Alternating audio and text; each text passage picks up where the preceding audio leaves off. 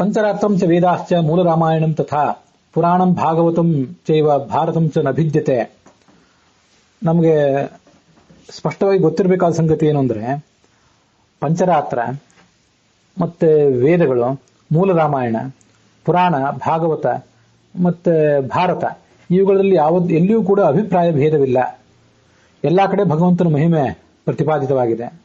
ಭಗವಂತನ ಭಕ್ತರಾದಂತಹ ಸಾಧಕರ ಮಹಿಮೆಯು ಕೂಡ ಯಥಾಯೋಗ್ಯವಾಗಿ ಪ್ರತಿಪಾದಿತ ಆಗಿದೆ. ಅದನ್ನೇ ಎಲ್ಲ ಕಡೆ ನಾವು ಸ್ವೀಕರಿಸಬೇಕು.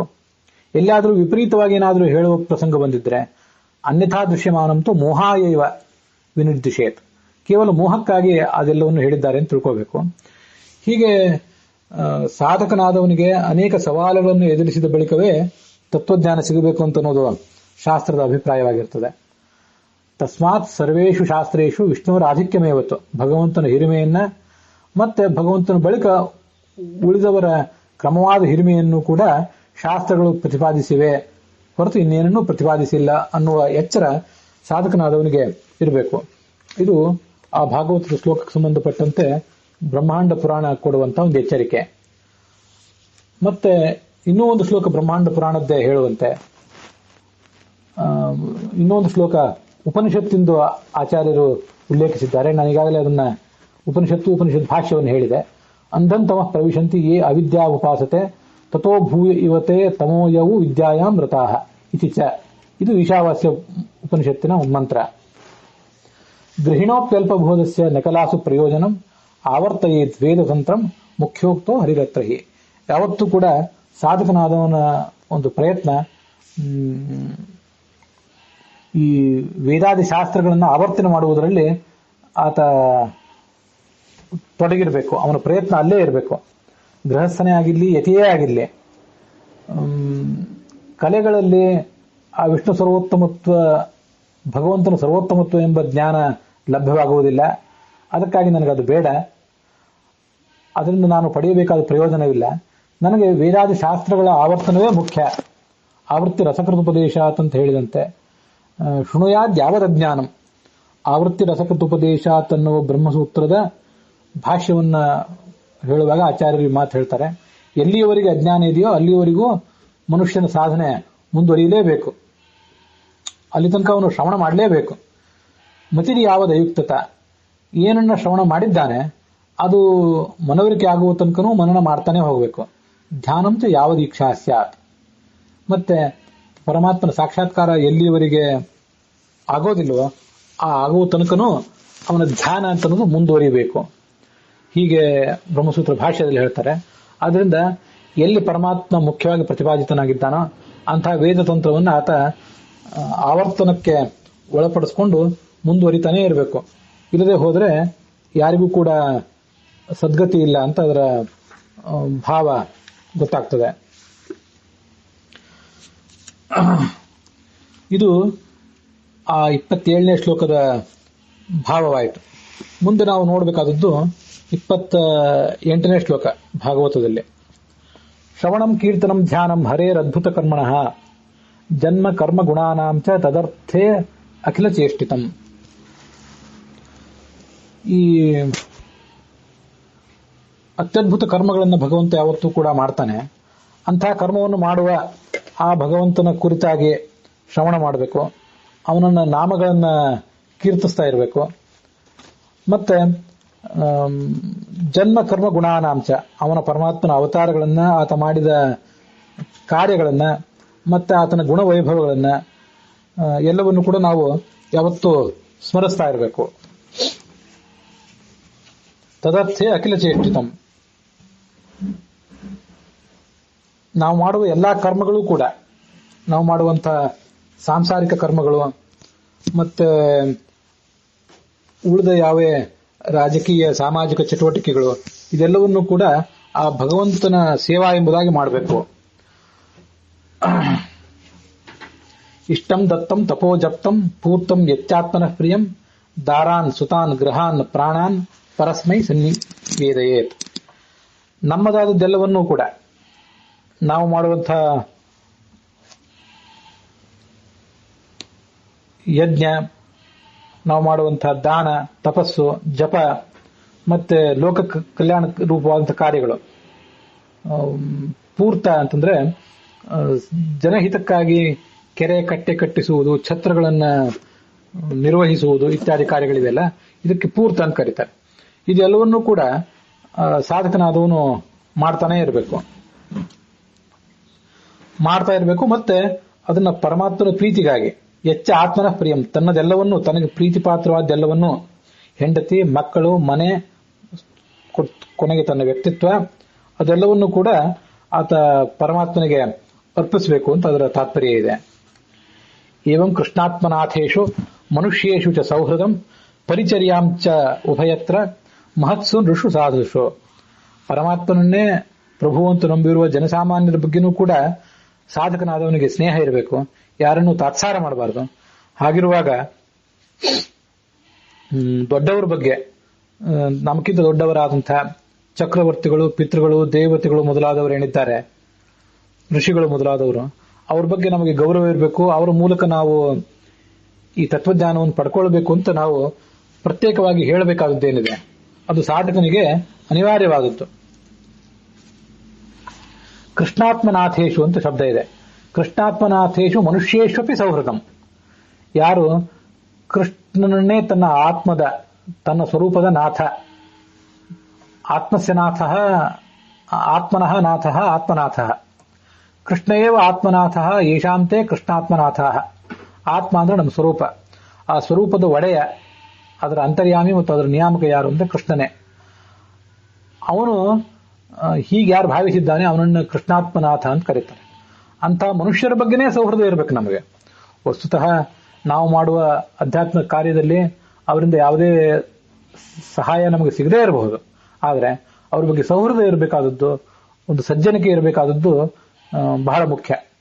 ಕಿಮು ದೇವಾದಿಶು, ಇನ್ನು ದೇವತೆಗಳು, ಋಷಿಗಳು, ಪಿತೃಗಳು, ಚಕ್ರವರ್ತಿಗಳು ಮೊದಲಾದವರು ನಮಗೆ ಸಾಧನೆಯಲ್ಲಿ ಬಹಳ ನೆರವು ಕೊಡ್ತಿರ್ತಾರೆ. ಅವ್ರ ಬಗ್ಗೆ ಗೌರವ ಇರಬೇಕು, ಭಕ್ತಿ ಇರಬೇಕು ಅಂತ ಪ್ರತ್ಯೇಕವಾಗಿ ಹೇಳಬೇಕಾದ್ದೇನಿಲ್ಲ. ಪರಸ್ಪರಾನುಕಥನಂ ಪಾವನಂ ಭಗವದ್ಯಶಃ ಮಿಥೋ ರತಿರ್ ಮಿಥಸ್ತುಷ್ಟಿ ನಿವೃತ್ತಿ ಮಿಥ ಆತ್ಮನಃ. ಈ ಭಗವಂತನ ಕೀರ್ತಿಯ ಬಗ್ಗೆ ಪರಸ್ಪರರಾದವರು, ಭಕ್ತರಾದವರು ಹೇಳ್ಕೋಬೇಕು. ನಾನು ಹೀಗೆ ಕೀರ್ತಿಸ್ತೇನೆ, ನೀವು ಹೇಗೆ ಕೀರ್ತಿಸ್ತೀರಿ ಇತ್ಯಾದಿ ರೂಪವಾಗಿ ಪರಸ್ಪರ ಅವ್ರು ಹೇಳ್ಕೋಬೇಕು. ಹಾಡುಗಳನ್ನು ಹೇಳುವುದನ್ನ, ಶ್ಲೋಕಗಳನ್ನ, ಶಾಸ್ತ್ರಗಳನ್ನು ಹೇಳುವುದನ್ನು ಅವರು ಅಭ್ಯಾಸ ಮಾಡ್ಕೋಬೇಕು. ಇದೆಲ್ಲವೂ ಕೂಡ ಅತ್ಯಂತ ಪಾವನವಾದದ್ದು. ಮಿಥೋ ರತಿ, ಪರಸ್ಪರ ಸುಖ ಸಂತೋಷ ಕಾಣಬೇಕು ಅವರು. ಮತ್ತೆ ಮಿತಃ ತುಷ್ಟಿ, ಆತ್ಮತೃಪ್ತಿನೂ ಕೂಡ ಇರಬೇಕು.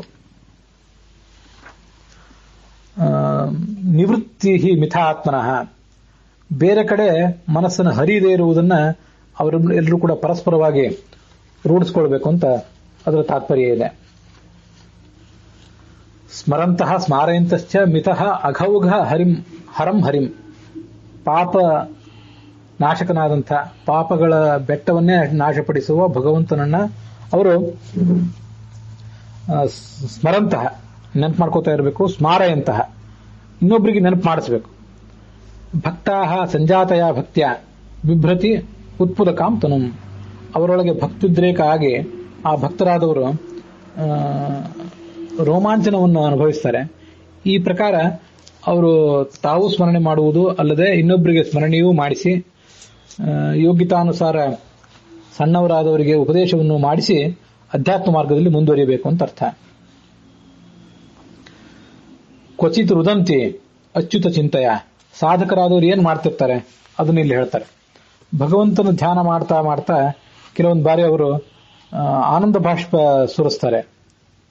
ಕ್ವಚಿತ್ ಹಸಂತಿ, ಕೆಲವೊಂದು ಬಾರಿ ಜೋರಾಗಿ ನಗುತ್ತಾರೆ.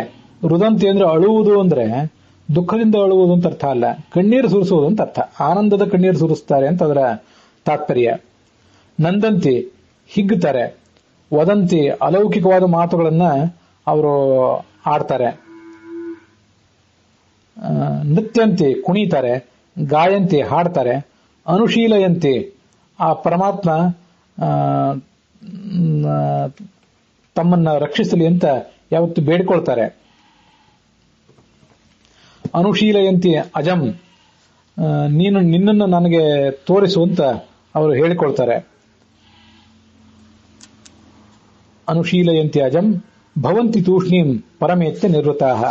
ಮುಂದೆ ಆ ಪರಮಾತ್ಮನಿಗೆ ಪ್ರಿಯವಾಗಬಲ್ಲಂಥ ವರ್ತನೆ ಉಳ್ಳವರಾಗ್ತಾರೆ. ಅನುಶೀಲನ ಅಂದ್ರೆ ಅದು ತಮ್ಮ ಎಲ್ಲ ನಡೆ ನುಡಿಗಳನ್ನ ಆ ಪರಮಾತ್ಮನ ಪ್ರೀತಿಗೆ ಕಾರಣ ಆಗುವಂತೆ ಹೊಂದಿಸ್ಕೋತಾರೆ. ಅದು ಅನುಶೀಲಯಂತಿ ಅನ್ನೋದಕ್ಕೆ ಅರ್ಥ.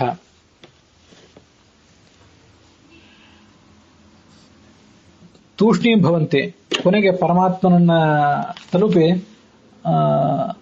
ಆನಂದದಿಂದ ಸುಮ್ಮನೆ ಕೂತ್ಕೊಂಡು ಬಿಡ್ತಾರೆ ಅಂತ ಅದರ ತಾತ್ಪರ್ಯ ಇದೆ.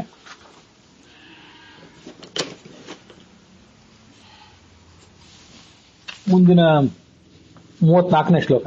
ಇತಿ ಭಾಗವತಾನ್ ಧರ್ಮಾನ್ ಶಿಕ್ಷನ್ ಭಕ್ತ್ಯ ತದುತ್ಥಯ ನಾರಾಯಣ ಪರೋ ಮಾಯಾಂ ಅಜಹ ತರತಿ ದುಸ್ತರಾಂ.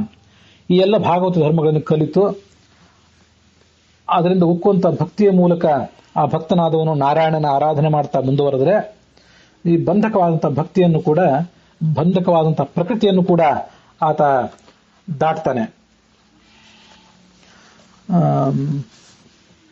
ಮಾಮೇವಯೇ ಪ್ರಪದ್ಯಂತೆ ಮಾಯಾಮೇತಾಂ ತರಂತಿತೆ ಅಂತ ಭಗವದ್ಗೀತಾದಲ್ಲಿ ಕೃಷ್ಣ ವರ್ಣಿಸ್ತಾನೆ.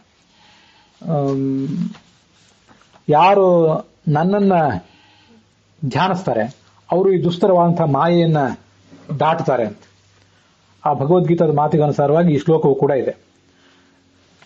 ಇಲ್ಲಿಯವರೆಗೆ ಆ ಪ್ರಬುದ್ಧ ಮುನಿಗಳು ವಿದೇಹರಾಜನಿಗೆ ಉಪದೇಶ ಮಾಡಿದ್ದನ್ನು ನೋಡಿದ್ವಿ. ಮುಂದೆ ಪಿಪ್ಪಲಾಯನ ಮುನಿಗಳು ಉಪದೇಶ ಮಾಡಿದ್ದನ್ನ ನಾವು ಕೇಳ್ತೇವೆ. ನಾರಾಯಣಾಭಿಧಾನಸ್ಯ ಬ್ರಹ್ಮಣ ಪರಮಾತ್ಮನಃ ನಿಷ್ಠಾಮರ್ಹತನೋ ವಕ್ತುಂ ಯೂಯಂ ಹಿ ಬ್ರಹ್ಮವಿತ್ತಮಾಹ. ವಿದೇಹರಾಜ ಕೇಳಿದ, ಪರಬ್ರಹ್ಮ ಸ್ವರೂಪನಾದ ಆ ನಾರಾಯಣನ ಮಹಿಮೆಯನ್ನ ನೀವು ನಮಗೆ ಹೇಳಬೇಕು. ನಿಷ್ಠಾ, ಆತನ ವ್ಯಕ್ತಿತ್ವ ಉಳಿದವರ ವ್ಯಕ್ತಿತ್ವಕ್ಕಿಂತ ಹೇಗೆ ಮಿಗಿಲಾದದ್ದು ಅನ್ನೋದನ್ನು ಉಪದೇಶಿಸಬೇಕು. ನೀವು ಬ್ರಹ್ಮಜ್ಞಾನಿಗಳಲ್ಲಿ ಶ್ರೇಷ್ಠರಾದವರು, ನಾನು ಅದನ್ನ ನಿಮ್ಮ ಮೂಲಕ ಕೇಳಬೇಕು ಅಂತ ಬಯಸಿದ್ದೇನೆ. ಪಿಪ್ಪಲಾದ ಮುನಿಗಳು ಅದನ್ನ ಹೇಳಿತೊಡಗಿದರು. ಪಿಪ್ಪಲಾಯನ ಮುನಿಗಳು ವರ್ಣಿಸ್ಲಿಕ್ಕೆ ತೊಡಗಿದ್ರು.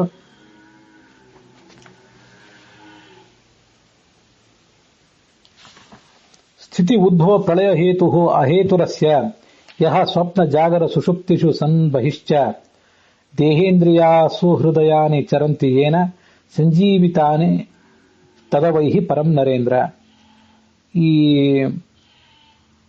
ಜಗತ್ತಿನ ಉತ್ಪತ್ತಿ, ಅದರ ಪಾಲನ ಮತ್ತೆ ಅದರ ನಾಶಕ್ಕೆ ಈ ಪರಮಾತ್ಮ ಕಾರಣನಾಗಿದ್ದಾನೆ.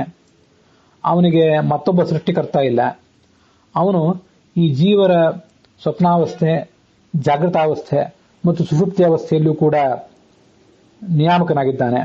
ಹಾಗೆ ಮುಕ್ತಿಯಲ್ಲೂ ಕೂಡ ನಿಯಾಮಕನಾಗಿದ್ದಾನೆ. ಅವನ ಪ್ರೇರಣೆಯಿಂದಲೇ ನಮ್ಮ ದೇಹ, ಇಂದ್ರಿಯ, ಪ್ರಾಣಗಳು, ನಮ್ಮ ಹೃದಯಾನಿ ಅಂದ್ರೆ ಮನಸ್ಸು, ಬುದ್ಧಿ, ಅಹಂಕಾರ, ಚಿತ್ತ, ಚೇತನ ಅನ್ನುವಂಥ ಮನಸ್ಸಿನ 5 ಪ್ರಭೇದಗಳೇನಿವೆ ಅವೆಲ್ಲವೂ ಕೂಡ ಕಾರ್ಯ ಮಾಡ್ತವೆ. ಆ ಪರಮಾತ್ಮನೇ ಶ್ರೇಷ್ಠನಾಗಿದ್ದಾನೆ ಅನ್ನೋದನ್ನ ನೀನು ಅರ್ಥ ಮಾಡಿಕೋ. ತದವೈಹಿ ಪರಂ ನರೇಂದ್ರ, ಈ ರಾಜನೇ ಹೀಗೆ ನೀನು ಅದನ್ನು ಅರ್ಥ ಮಾಡಿಕೊಳ್ಳು ಅಂತ ಅದರ ತಾತ್ಪರ್ಯ ಇದೆ. ಅದಕ್ಕೆ ಸಂಬಂಧಪಟ್ಟಂತೆ ಭಾಗವತ ತಾತ್ಪರ್ಯದ ಒಂದು ಸಣ್ಣ ತುಣುಕಿದೆ. ಅಹೇತು ಸ್ವಸ್ಯ ಹೇತು ಅನ್ಯೋ ನಾಸ್ತಿ. ಪರಮಾತ್ಮನಿಗೆ ಮತ್ತೊಬ್ಬ ನಾಥ ಇಲ್ಲವೇ ಇಲ್ಲ. ಹೀಗೆ ಅವನು ಪರಮಾತ್ಮ ತನಗೆ ಯಾರೂ ಕಾರಣ ಇಲ್ಲದೆ ಇದ್ದವನು. ತಾನು ಜಗತ್ತಿನ ಪ್ರತಿಯೊಂದಕ್ಕೂ ಕಾರಣನಾಗಿದ್ದಾನೆ, ಆದರೆ ತನಗೆ ಮಾತ್ರ ಯಾವ ಕಾರಣವೂ ಇಲ್ಲ ಅಂತ ಅದರ ತಾತ್ಪರ್ಯ ಇದೆ. ಸ್ಥಿತಿ ಉದ್ಭವ ಪ್ರಳಯ ಹೇತು ಅಹೇತುರಸ್ಯ ಸ್ವಪ್ನ ಜಾಗರ ಸುಷುಪ್ತಿಷು. ನಮಗೆ ಕನಸು, ನಮ್ಮ ಎಚ್ಚರ, ನಮ್ಮ ನಿದ್ರೆ, ಮತ್ತೆ ಬಹಿಶ್ಚ ಅಂದ್ರೆ ಮುಕ್ತಿಯಲ್ಲಿಯೂ ಕೂಡ ಅವನು ನಮಗೆ ನಿಯಾಮಕನಾಗಿದ್ದಾನೆ. ಬಹಿಹಿ ಅಂದ್ರೆ ಪ್ರಳಯೇ ಮುಕ್ತೌಚ, ಪ್ರಳಯ ಕಾಲದಲ್ಲಿಯೂ. ಯಾಕಂದ್ರೆ ಪ್ರಳಯ ಕಾಲದಲ್ಲಿ ನಮಗೆ ಎಚ್ಚರವೂ ಇಲ್ಲ, ನಮಗೆ ಕನಸು ಇಲ್ಲ, ನಿದ್ರೆಯೂ ಇಲ್ಲ. ಎಚ್ಚರ, ಕನಸು, ನಿದ್ರೆ ಈ ಮೂರನ್ನೂ ಮೀರಿದಂತಹ ಒಂದು ಸ್ಥಿತಿ ಅಂದ್ರೆ ಆ ಪ್ರಳಯ.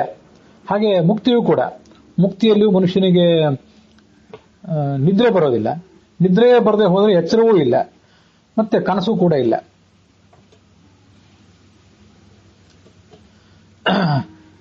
ಭಾಗವತ ತಾತ್ಪರ್ಯದಲ್ಲಿ ಒಂದು ಶ್ಲೋಕ ಇದೆ, ಪರಮಾತ್ಮನನ್ನ ಯಾವ್ಯಾವ ನಾಮಗಳಿಂದ ಉಪಾಸಿಸಬೇಕು ಅಂತೇಳಿ. ಆತ್ಮಾಂತರಾತ್ಮ ಪರಮಾತ್ಮೇತಿ ಮೂರ್ತಿತ್ರಯಂ ಹರೇಹೆ ಜಾಗೃತ ಸ್ವಪ್ನ ಸುಷುಪ್ತ್ಯಾದೇಹೆ ಸೃಷ್ಟ್ಯಾದೇಶ ನಿಯಾಮಕಂ. ಆತ್ಮ, ಅಂತರಾತ್ಮ, ಪರಮಾತ್ಮ ಅಂತ ಮೂರು ರೂಪಗಳು ಪರಮಾತ್ಮಂದು. ಈ ಮೂರು ರೂಪಗಳು ಕ್ರಮವಾಗಿ ಜಾಗೃತ, ಸ್ವಪ್ನ, ಸುಷುಪ್ತಿ, ಎಚ್ಚರ, ಕನಸು ಮತ್ತೆ ನಿದ್ರೆ, ಈ ಮೂರಕ್ಕೆ ನಿಯಾಮಕವಾಗಿವೆ. ಆತ್ಮ ಅನ್ನುವ ಮೊದಲನೇ ರೂಪ ಏನಿದೆ ಅದು ಜಾಗೃತ ಅವಸ್ಥೆಗೆ ನಿಯಾಮಕವಾಗಿದೆ. ಇದನ್ನೇ ಈ ಆತ್ಮ ಅನ್ನೋ ರೂಪವನ್ನೇ ವಿಶ್ವ ಅಂತ ಬೇರೆ ಕಡೆ ಪ್ರಯೋಗ ಮಾಡಿದ್ದಾರೆ ಅಂತ ನಾವು ತಿಳ್ಕೊಳ್ಬೇಕು. ಹೀಗೆ ವಿಶ್ವ ಅಥವಾ ಆತ್ಮ ಇದೇ ರೂಪವೇ ನಮಗೆ ಎಚ್ಚರಕ್ಕೆ ಕಾರಣ ಆಗಿದೆ, ಮತ್ತೆ ಸೃಷ್ಟಿಗೂ ಕೂಡ ಕಾರಣ ಆಗಿದೆ. ಸೃಷ್ಟ್ಯಾದೇಶ ನಿಯಾಮಕಂ. ಮುಂದೆ ಬರುವಂಥ ರೂಪ ಅಂತರಾತ್ಮ ಅನ್ನುವಂಥ ರೂಪ. ಅಂತರಾತ್ಮ ಅನ್ನೋ ರೂಪ ನಮಗೆ ಸ್ವಪ್ನಕ್ಕೆ ಕಾರಣ ಆಗಿದೆ, ಹಾಗೆ ಪಾಲನಕ್ಕೆ ಕಾರಣವಾಗಿದೆ. ಜಾಗೃತ ಸ್ವಪ್ನಾವಸ್ಥೆಗೆ ಕಾರಣವಾಗಿದೆ, ಮತ್ತೆ ಸೃಷ್ಟಿಯ ಮುಂದಿನ ಅವಸ್ಥೆ ಅಂದ್ರೆ ಪಾಲನ, ಅದಕ್ಕೆ ಕಾರಣವಾಗಿದೆ. ಆತ್ಮ, ಅಂತರಾತ್ಮ, ಪರಮಾತ್ಮ. ಪರಮಾತ್ಮ ಅಂತ ಕೊನೆಯ ರೂಪ ಇದೆ. ಆ ಕೊನೆಯ ರೂಪ ಸುಷುಪ್ತಿಗೆ ಅಂದ್ರೆ ನಿದ್ರೆಗೆ ಕಾರಣವಾಗಿದೆ, ಪೂರ್ಣ ನಿದ್ರೆಗೆ ಅದು ಕಾರಣವಾಗಿದೆ. ಹಾಗೆ ಪ್ರಳಯಕ್ಕೂ ಕೂಡ ಅದು ಕಾರಣವಾಗಿದೆ. ಸೃಷ್ಟಿ, ಸ್ಥಿತಿ, ಪ್ರಳಯ ಮೂರನೇದ್ದು ಅದಕ್ಕೆ ಕಾರಣವಾಗಿದೆ. ಪ್ರಾಜ್ಞಾ ಅನ್ನುವ ರೂಪ ನಮಗೆ ನಿದ್ರೆ ಬರೆಸ್ತದೆ ಅಂತ ನಾವು ಕೇಳಿದ್ದೇವೆ. ಪ್ರಾಜ್ಞಾ ಅನ್ನುವ ರೂಪವು, ಪರಮಾತ್ಮ ಅನ್ನುವ ರೂಪವು ಇವೆರಡೂ ಕೂಡ ಒಬ್ಬನೇ ಆತ್ಮನಿಗೆ ಹೆಸರುಗಳಾಗಿವೆ, ಒಬ್ಬನೇ ಪರಮಾತ್ಮನ ಎರಡು ರೂಪಗಳಾಗಿವೆ. ಹೀಗೆ ಆ ಪ್ರಾಜ್ಞಾ ಅಥವಾ ಪರಮಾತ್ಮ ಅನ್ನುವ ರೂಪದಿಂದ ಆತ ನಮ್ಮನ್ನು ನಿದ್ರೆಗೆ ಒಳಪಡಿಸ್ತಾನೆ, ಮತ್ತೆ ಪ್ರಳಯಕ್ಕೂ ಕೂಡ ಒಳಪಡಿಸ್ತಾನೆ. ತೈಜಸ ಅನ್ನುವ ರೂಪದಿಂದ ನಮಗೆ ಕನಸು ಬರೆಸ್ತಾನೆ. ಅಂತರಾತ್ಮ ಅನ್ನುವ ರೂಪದಿಂದಲೂ ಕೂಡ ಕನಸನ್ನು ಕೊಟ್ಟು ಮತ್ತೆ ಜಗತ್ತಿನ ಪಾಲನೆಯನ್ನು ಕೂಡ ಮಾಡ್ತಾನೆ. ಹೀಗೆ ಮುಕ್ತಿಗೂ ಕೂಡ ಅವನೇ ನಿಯಾಮಕನಾಗಿದ್ದಾನೆ ಅಂತ ಧ್ಯಾನಿಸಬೇಕು. ಮುಂದಿಂದು 37ನೇ ಶ್ಲೋಕ. ನೈನಂ ಮನೋವಿಶತಿ ವಾಗುತ ಚಕ್ಷುರಾತ್ಮ ಪ್ರಾಣೇಂದ್ರಿಯಾಣಿ ಚ ಯಥಾನಲ ಮತ್ಯುಷಃ ಸ್ವಾಹ. ಪರಮಾತ್ಮನನ್ನ ಈ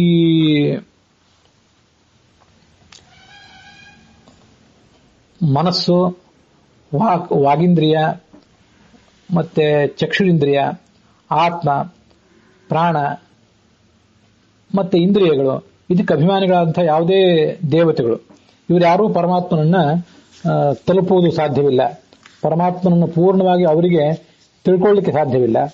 ಮತ್ತೆ ಆಯಾ ಇಂದ್ರಿಯಗಳಿಗೂ ಕೂಡ, ಮನಸ್ಸು, ವಾಕ್ ಮೊದಲಾದ ಇಂದ್ರಿಯಗಳಿಗೂ, ಕರ್ಮೇಂದ್ರಿಯ, ಜ್ಞಾನೇಂದ್ರಿಯಗಳಿಗೂ ಕೂಡ ಪರಮಾತ್ಮನನ್ನ ತಿಳ್ಕೊಳ್ಳಿಕ್ಕೆ ಸಾಧ್ಯ ಇಲ್ಲ. ಅವನ ಅನುಗ್ರಹ ಇದ್ದರೆ ಸ್ವಲ್ಪ ಸ್ವಲ್ಪ ಅವರು ತಿಳಿದಾರು. ಅಗ್ನಿಯ ಜ್ವಾಲೆಗಳಿಗೆ ಅಭಿಮಾನಿಗಳಾದಂತಹ ಅಗ್ನಿಯ ಪುತ್ರರಿದ್ದಾರಲ್ಲ, ಅವರು ಅಗ್ನಿಯನ್ನೇ ಪೂರ್ಣವಾಗಿ ತಿಳ್ಕೊಳ್ಳಿಕ್ಕೆ ಸಾಧ್ಯ ಇಲ್ಲ. ಹಾಗೆ ಈ ಎಲ್ಲ ಜ್ಞಾನೇಂದ್ರಿಯ, ಕರ್ಮೇಂದ್ರಿಯಗಳ ಮತ್ತು ಮನಸ್ಸಿನ ಅಭಿಮಾನಿಗಳಾದಂತಹ ದೇವತೆಗಳು ಆ ಪರಮಾತ್ಮನನ್ನ ಪೂರ್ಣವಾಗಿ ತಿಳ್ಕೊಳ್ಳಿಕ್ಕಾಗೋದಿಲ್ಲ. ವೇದಗಳಿಂದಲೂ ಆ ಪರಮಾತ್ಮನ ಅಲೌಕಿಕ ಮಹಿಮೆಗಳನ್ನ ಪೂರ್ಣವಾಗಿ ತಿಳಿಯುವುದು ಸಾಧ್ಯವಿಲ್ಲ. ಅಂದ್ರೆ ವೇದಾಭಿಮಾನಿಯಾದಂತಹ ರಮಾದೇವಿಗೂ ಆತನನ್ನು ಪೂರ್ಣವಾಗಿ ತಿಳ್ಕೊಳ್ಳಿಕ್ಕೆ ಸಾಧ್ಯ ಆಗೋದಿಲ್ಲ. ಯಥೋ ವಾಚೋ ನಿವರ್ತಂತೆ ಅಪ್ರಾಪ್ಯ ಮನಸಾಸಹ.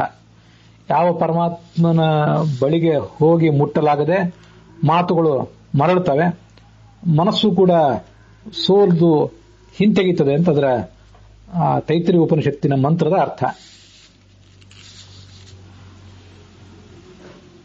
ಶಬ್ದೋಪಿ ಅಬೋಧಕ ನಿಷೇಧತೆಯ ಆತ್ಮಮೂಲಂ ಅರ್ಥೋಕ್ತಮಾಹ ಎದುರತೆ ನ ನಿಷೇಧ್ಯ ಸಿದ್ಧಿ. ಈ ಶಬ್ದಗಳು ಪರಮಾತ್ಮನನ್ನು ಪೂರ್ಣವಾಗಿ ಹೇಳಲಿಕ್ಕಾಗದೆ, ಅಲೌಕಿಕ ಜ್ಞಾನಾದಿ ಸ್ವರೂಪನಾದಂತಹ ಪರಮಾತ್ಮನಲ್ಲಿ ಅವನು ಜಗತ್ತಿನಂತೆ ಇಲ್ಲ, ಹೀಗಿಲ್ಲ ಹಾಗಿಲ್ಲ, ಯಾವ ವಸ್ತುವಿನಂತೆ ಇದ್ದಾನೆ ಅಂತ ಯಾರಿಗಾರು ಸಂಶಯ ಬಂದ್ರೆ ನೀವು ತಿಳಿದಿರುವಂತಹ ಯಾವ ವಸ್ತುವಿನಂತೆಯೂ ಆತ ಇಲ್ಲ ಇಲ್ಲ ಅಂತ ನಿಷೇಧ ಮಾಡ್ತಾ ನಿಷೇಧ ರೂಪವಾಗಿ ಆತನನ್ನು ಸ್ತುತಿಸುವ ಪ್ರಯತ್ನ ಪಡ್ತಾಳೆ ಹೊರತು ಸ್ಪಷ್ಟವಾಗಿ ಇಂಥ ಗುಣಗಳಿವೆ ಅಂತ ಹೇಳಲಿಕ್ಕೆ ಅಲ್ಲಿಯೂ ಕೂಡ ಸಾಧ್ಯವಿಲ್ಲ. ತನಗೂ ಮೂಲ ಕಾರಣನಾದಂಥ, ತನಗೂ ಪತಿಯಾದಂತಹ ಪರಮಾತ್ಮನಲ್ಲಿ ಲೌಕಿಕ ಗುಣಗಳನ್ನು ನಿಷೇಧ ಮಾಡುವ ಮೂಲಕ ಅಲೌಕಿಕವಾದ ಗುಣಗಳನ್ನ ಆತನಲ್ಲಿ ಹೇಳುವ ಪ್ರಯತ್ನ ಮಾಡ್ತಾಳೆ ಹೊರತು ಬೇರೆ ಗುಣಗಳನ್ನ ಪ್ರತಿಪಾದನೆ ಮಾಡುವ ಶಕ್ತಿ ಅವಳಿಗೂ ಕೂಡ ಬರೋದಿಲ್ಲ ಅಂತ ಅದರ ತಾತ್ಪರ್ಯ ಇದೆ. ಇದಕ್ಕೂ ಈ ಭಾಗವತ ತಾತ್ಪರ್ಯ ಒಂದು ಬ್ರಹ್ಮತರ್ಕವನ್ನ ಉದಾಹರಿಸ್ತದೆ. ಬ್ರಹ್ಮಾಧ್ಯಾಯಂ ನ ಜಾನಂತೆ, ಯಾವ ಪರಮಾತ್ಮರನ್ನ ಬ್ರಹ್ಮಾದಿ ದೇವತೆಗಳು ಕೂಡ ಪೂರ್ಣವಾಗಿ ಅರಿಯಲಾರರು. ಕರಣಾದ್ಯಭಿಮಾನಿನ, ದೇಹದ ಇಂದ್ರಿಯದ ಅಭಿಮಾನಿಗಳಾದಂಥ, ಜೀವಸ್ವರೂಪದ ಅಭಿಮಾನಿಯಾದಂಥ ದೇವತೆಗಳು. ಅದರಲ್ಲಿ ಮೊದಲು ದೇಹದ ಈ ಜೀವಸ್ವರೂಪದ ಅಭಿಮಾನಿಗಳಾದಂತಹ ಚತುರ್ಮುಖ ಮತ್ತೆ ಮುಖ್ಯ ಪ್ರಾಣರು. ನಮ್ಮ ಶ್ರದ್ಧೆಯ ಅಭಿಮಾನಿನಿಯಾದಂಥ, ವೇದದ ಅಭಿಮಾನಿನಿಯಾದಂಥ ಸರಸ್ವತಿ ಮತ್ತೆ ಭಾರತೀಯರು. ಹಾಗೆ ರುದ್ರ ಮೊದಲಾದವರು, ಅವರು ರುದ್ರ ಮೊದಲಾದವರು ಮನಸ್ಸಿಗೆ ಅಭಿಮಾನಿಗಳಾಗಿದ್ದಾರೆ. ರುದ್ರ ಮನನಕ್ಕೆ ಅಭಿಮಾನಿಯಾಗಿದ್ದಾನೆ, ರುದ್ರಸ್ತು ಮರಣಾಖ್ಯಾಂಶ ಅಂತ ಹೇಳಿ. ಶೇಷ ನಮ್ಮ ವ್ಯಾಖ್ಯಾನ ಶಕ್ತಿಗೆ ನಿಯಾಮಕನಾಗಿದ್ದಾನೆ. ಗರುಡ ನಮ್ಮ ಧ್ಯಾನ ಶಕ್ತಿಗೆ ನಿಯಾಮಕನಾಗಿದ್ದಾನೆ. ಇವರೆಲ್ಲರೂ ಕೂಡ ಸೂಕ್ಷ್ಮ ಮನಸ್ಸಿಗೆ ನಿಯಾಮಕರಾದವರು. ಇವರಿಗೂ ಪರಮಾತ್ಮನನ್ನ ವರ್ಣಿಸುವುದು ಸಾಧ್ಯವಿಲ್ಲ. ಇನ್ನ ಅಲ್ಲಿ ದೇಹದ ಅಭಿಮಾನಿಗಳಾದವರು ಅಂತೂ ಕೂಡ ಬಂದಿದೆ. ನೈನಂ ಮನೋ ವಿಶತಿ ವಾಗುತ ಚಕ್ಷುರಾತ್ಮ ಪ್ರಾಣ ಇಂದ್ರಿಯಾಣಿ. ದೇಹಾಭಿಮಾನಿ ವೈಶ್ರವಣ, ನಮ್ಮ ಈ ದೇಹಕ್ಕೆ ಅಭಿಮಾನಿಯಾದವನು ಕುಬೇರ. ಮರುತಃ ಪ್ರಾಣಮಾನಿನಃ, ಇಲ್ಲಿ ಪ್ರಾಣ ಅಂತ ಬಂತಲ್ಲ, ಅದಕ್ಕಾಗಿ 49 ಜನ ಮರುತುಗಳನ್ನ ತಿಳ್ಕೊಳ್ಬೇಕು. ಇಂದ್ರಾದ್ಯಾಹ ಇಂದ್ರಿಯಾತ್ಮಾನಃ, ಇಂದ್ರ ಮೊದಲಾದವರು ಈ 5 ಜ್ಞಾನೇಂದ್ರಿಯ ಮತ್ತು 5 ಕರ್ಮೇಂದ್ರಿಯಗಳಿಗೆ ನಿಯಾಮಕರಾಗಿದ್ದಾರೆ. ಮತ್ತೆ ಇಂದ್ರ ಮನಸ್ಥೂಲಂತು ವಾಸವ ಅಂತ ಹೇಳುವಂತೆ ಸ್ಥೂಲ ಮನಸ್ಸಿಗೆ ನಿಯಾಮಕನಾಗಿದ್ದಾನೆ. ಇವರು ಯಾರೂ ಕೂಡ ಪರಮಾತ್ಮನನ್ನು ತಿಳ್ಕೊಳ್ಳುವುದು ಸಾಧ್ಯವಿಲ್ಲ. ಜಾನಂತೆ ಅನುಗ್ರಹಾಚ್ಯ ಅಸ್ಯ, ಅವನ ಅನುಗ್ರಹದಿಂದಲೇ ತಿಳ್ಕೊತಾರೆ. ಹೇಗೆಂದ್ರೆ ಪ್ರಧಾನಾಗ್ನಿ ಯಥಾತ್ಯುಷಃ, ಒಬ್ಬ ಅಗ್ನಿಗೆ ಮಕ್ಕಳಾಗಿ 3 ಜನ ಶುಚಿ, ಪಾವಕ, ಪವಮಾನ ಅಂತಿದ್ದಾರೆ. ಒಬ್ಬೊಬ್ಬರಿಗೆ 15 ಜನ ಮಕ್ಕಳಿದ್ದಾರೆ. ಒಟ್ಟು 15 3ರಿಂದ ಗುಣಿಸಿದ್ರೆ 45 ಜನ ಆದ್ರು. 3 ಜನ ಅವರ ಅಪ್ಪಂದಿರು, 48 ಆಯ್ತು. ಪ್ರಧಾನಾಗ್ನಿ ಒಬ್ಬ. ಈ ಪ್ರಧಾನಾಗ್ನಿಯನ್ನ ಕೆಳಗಿರುವಂತಹ ಅಗ್ನಿಗಳಿಗೆ, ಅವನಿಗಿಂತ ಕೆಳಗಿರುವ ಅಗ್ನಿಗಳಿಗೆ ತಿಳ್ಕೊಳ್ಳಿಕ್ಕಾಗೋದಿಲ್ಲ. ಪ್ರಧಾನಾಗ್ನಿ ಯಥಾ ಅತ್ಯುಷಃ ಅಗ್ನಿಪುತ್ರಾಹ, ಅವರು ಆತನ ಜ್ವಾಲೆಗಳಿಗೆ ಅಭಿಮಾನಿಗಳಾದವರು ಅಂತ ವರ್ಣಿಸ್ತಾರೆ ಶಾಸ್ತ್ರದಲ್ಲಿ ಕೆಲವು ಕಡೆ. ಯಮಾಹ ಶ್ರೀಶ್ಚ ನ ಸ್ಫುಟಂ, ವೇದಾಭಿಮಾನಿಯಾದಂತಹ ಲಕ್ಷ್ಮೀದೇವಿಯೂ ಕೂಡ ಆತನನ್ನ ಪರಮಾತ್ಮನನ್ನ ಸ್ಪಷ್ಟವಾಗಿ ಹೇಳುವುದಿಲ್ಲ. ವೇದರೂಪ ಪರಂ ದೇವಂ ವೈಲಕ್ಷಣ್ಯಾತ್ ಸಮಸ್ತತಃ, ಅವಳು ವೇದದ ಅಭಿಮಾನಿನಿಯಾಗಿದ್ದಾಳೆ. ವೈಲಕ್ಷಣ್ಯಾತ್, ಯಾಕೆಂದ್ರೆ ಈ ಜಗತ್ತಿನ ಎಲ್ಲ ವಸ್ತುಗಳಿಗಿಂತಲೂ ಆತ ಭಿನ್ನನಾಗಿದ್ದಾನೆ. ಆನಂದೋ ನೇದೃಶಾನಂದ ಇತ್ಯುಕ್ತೆ ಲೋಕತಃ ಪರಃ, ಅವನು ಆನಂದ ಸ್ವರೂಪನಾಗಿದ್ದಾನೆ, ಜ್ಞಾನ ಸ್ವರೂಪನಾಗಿದ್ದಾನೆ ಅಂದ್ರೆ ಏನರ್ಥ? ಲೋಕದಲ್ಲಿ ನೀವು ಯಾವ ಆನಂದವನ್ನು ಕಂಡಿದ್ದೀರಿ, ಯಾವ ಜ್ಞಾನವನ್ನು ಕಂಡಿದ್ದೀರಿ, ಯಾವ ಕರುಣೆಯನ್ನು ಕಂಡಿದ್ದೀರಿ, ಅದೆಲ್ಲದಕ್ಕಿಂತಲೂ ಆತ ತೀರಾ ವಿಭಿನ್ನವಾಗಿದ್ದಾನೆ ಅಂತ ಇಷ್ಟೇ ಅದರ ಅರ್ಥ. ಪ್ರತಿಭಾತಿ ನಚ ಆಭಾತಿ ಯಥಾವತ್ ದರ್ಶನಂ ವಿನಾ, ನಿಷೇಧದ ಮೂಲಕ ಆತನನ್ನ ಪ್ರತಿಪಾದಿಸುವಂತ ಪ್ರಯತ್ನವನ್ನ ಆಕೆ ಮಾಡ್ತಾಳೆ. ಅಸೌನ ದೇವಾಸುರ ಮರ್ತ್ಯ ತಿರ್ಯಂಗ್ ನಸ್ತೀನ ಷಂಡೋ ನಪಮಾನ್ ನ ಜಂತು ನಾಯಂ ಗುಣ ಕರ್ಮ ನಸನ್ ನಚಾಸನ್ ನಿಷೇಧ ಶೇಷೋ ಜಯತಾಮಶೇಷ ಅಂತ ಭಾಗವತದಲ್ಲಿ ಮತ್ತೊಂದು ಕಡೆ ಒಂದು ಶ್ಲೋಕ ಇದೆ. ಇವನು ದೇವತೆ ಅಲ್ಲ, ಅಸೌ ನ ದೇವತ, ಅಸೌ ನ ದೇವ ಅಸುರನಲ್ಲ, ಮರ್ತ್ಯನಲ್ಲ, ತಿರ್ಯಕ್ ಪ್ರಾಣಿ ಅಲ್ಲ, ನ ಸ್ತ್ರೀ ಅಲ್ಲ, ಪುರುಷನಲ್ಲ, ಷಂಡನಲ್ಲ, ನ ಷಂಡು ನಪುಮಾನ್ ನ ಜಂತು, ಯಾವುದೇ ಹುಳ ಹುಪ್ಪಟೆ ಅಲ್ಲ ಇವನು. ನಾಯಂ ಗುಣ, ನಮ್ಮ ಸತ್ವರದ ಸ್ತಮೋ ಗುಣಗಳ ಅಧೀನ ಇವನಲ್ಲ, ಕರ್ಮ ಇವನಲ್ಲ, ಇವನು ಸತ್ತಲ್ಲ. ಅಂದ್ರೆ ಪೃಥ್ವಿ, ಅಪ್ಪು, ತೇಜಸ್ಸು ಅನ್ನುವ 3 ಭೂತಗಳು ಸತ್ ಶಬ್ದದಿಂದ ವಾಚ್ಯವಾಗಿವೆ. ಈ ಪರಮಾತ್ಮ ಆ 3 ಭೂತಗಳಿಂದ ಭಿನ್ನನಾದವನು. ನಸನ್ ನಚಾಸನ್, ಅವನು ಅಸತ್ತು ಅಲ್ಲ, ಅಂದ್ರೆ ವಾಯು ಆಕಾಶಗಳು ಅಸತ್ ಅಂತ ಕರೆಸ್ಕೊಂಡಿವೆ, ಅದು ಕೂಡ ಈ ಪರಮಾತ್ಮನಲ್ಲ. ನಸನ್ ನಚಾಸನ್ ನಿಷೇಧ ಶೇಷ, ಇದೆಲ್ಲವನ್ನೂ ನಿಷೇಧಿಸಿದ ಮೇಲೆ, ಜಗತ್ತಿನಲ್ಲಿರುವ ಪ್ರತಿಯೊಂದು ಸಂಗತಿಯನ್ನು ನಿಷೇಧಿಸಿದ ಮೇಲೆ ಏನು ಉಳಿತೋ ಆ ಪರಮಾತ್ಮನೇ ಆ ರೂಪದಿಂದ ಇದ್ದಾನೆ. ನಿಷೇಧ ಶೇಷ ಜಯತಾಂ ಅಶೇಷ, ಅವನು ಅಶೇಷನಾಗಿದ್ದಾನೆ, ಸರ್ವವೂ ಆಗಿದ್ದಾನೆ. ಅವನು ಜಯತಾತ್, ಅಂತಹ ಪರಮಾತ್ಮ ಗೆಲ್ಲಲಿ ಅಂತ ಅವನ ಮಹಿಮೆಯನ್ನು ಶಾಸ್ತ್ರದಲ್ಲಿ ವರ್ಣಿಸ್ತಾರೆ.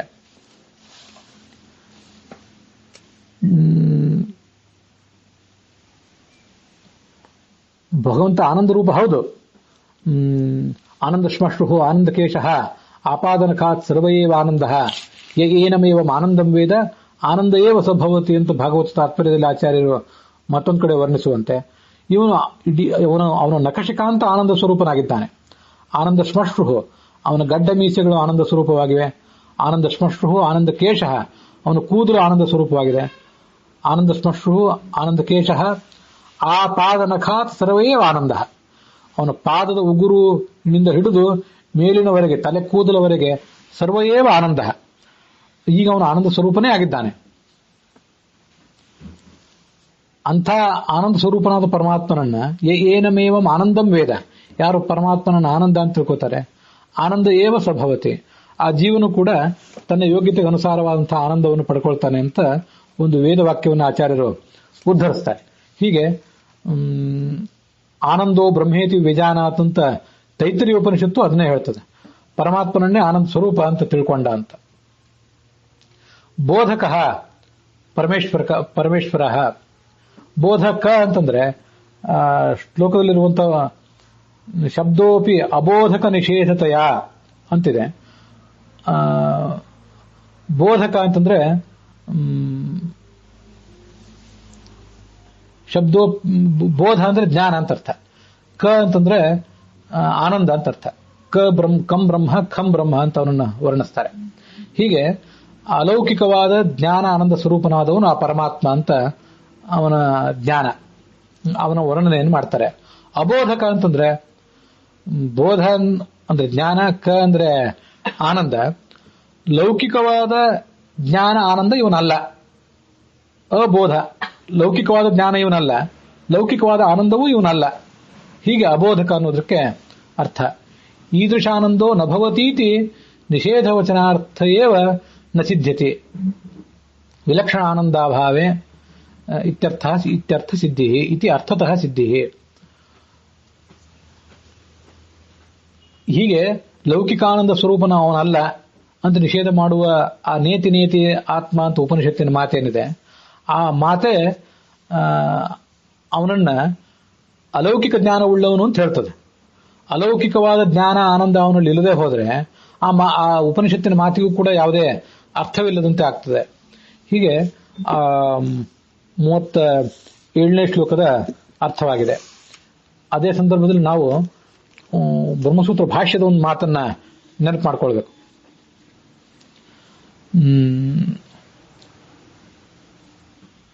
ಅಲೌಕಿಕೋಪಿ ಜ್ಞಾನಾದಿ ತಚ್ಛಬ್ದೇನೈವ ಭಣ್ಯತೆ ಜ್ಞಾಪನಾರ್ಥಾಯ ಲೋಕಸ್ಯ ಯಥಾ ರಾಜೇವ ದೇವರಾಟ್ ಅಂತ ಆ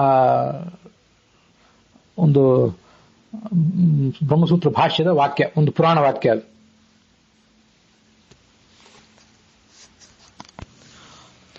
ಪರಮಾತ್ಮನಲ್ಲಿ ಅಲೌಕಿಕವಾದ ಜ್ಞಾನ, ಅಲೌಕಿಕವಾದ ಆನಂದ, ಅಲೌಕಿಕವಾದ ಕರುಣೆ, ಅಲೌಕಿಕವಾದ ಶೌರ್ಯ ಇವೆಲ್ಲ ಇವೆ. ಜ್ಞಾನಾದಿ, ಜ್ಞಾನ ಮೊದಲಾದ ಗುಣಗಳು ಅವನಲ್ಲಿವೆ. ಅವುಗಳನ್ನು ಯಾವ ಶಬ್ದದಿಂದ ಹೇಳುವುದು? ಲೌಕಿಕವಾಗಿ ನಾವು ಯಾವುದನ್ನು ಜ್ಞಾನ ಆನಂದ ಅಂತ ಹೇಳ್ತೇವೆ, ಇದೇ ಶಬ್ದಗಳಿಂದ ಆ ಪರಮಾತ್ಮನ ಗುಣಗಳನ್ನು ಹೇಳಲಿಕ್ಕೆ ಹೊರಟ್ರೆ ಅದು ಪೂರ್ಣವಾಗಿ ಹೇಳಿದಂತೆ ಆಗೋದಿಲ್ಲ.